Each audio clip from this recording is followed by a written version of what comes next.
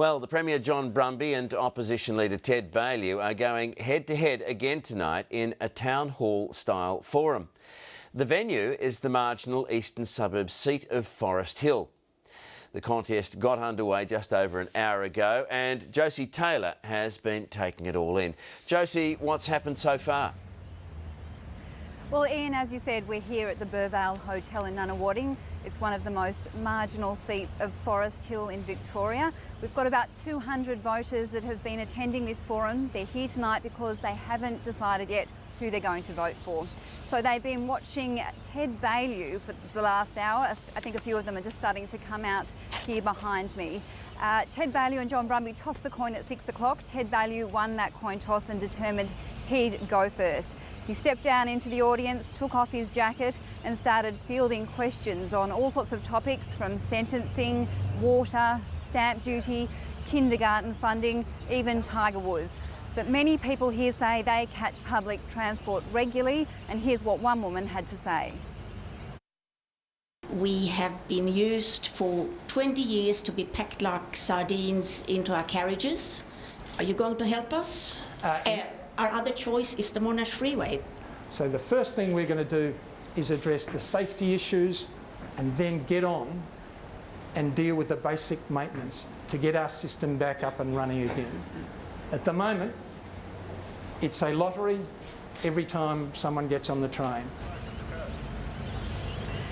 Ted Baillieu speaking there. He's just wrapped up his hour. Now it's John Brumby's turn for the grilling. He's been watching Ted's performance in a hotel room just adjacent here to the forum rather than opting to be on stage or in the audience.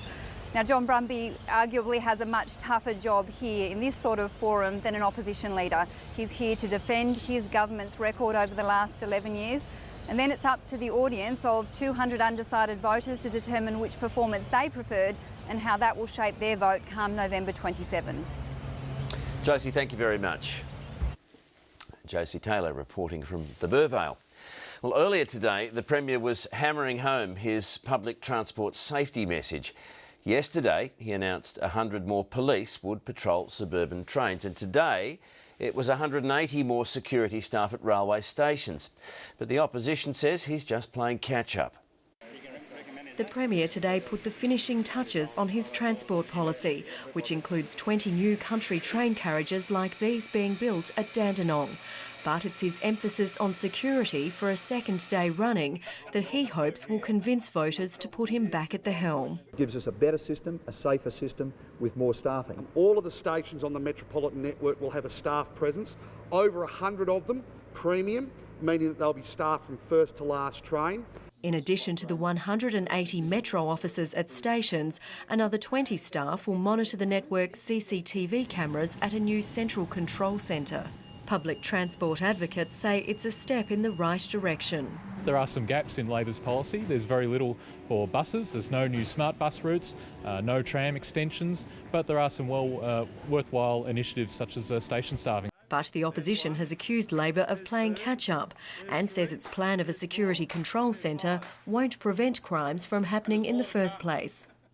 What comfort would that give to a mother who has a son in a hospital with a fractured skull to sit down and look at a CCTV and try and identify who has caused this type of horrific injury?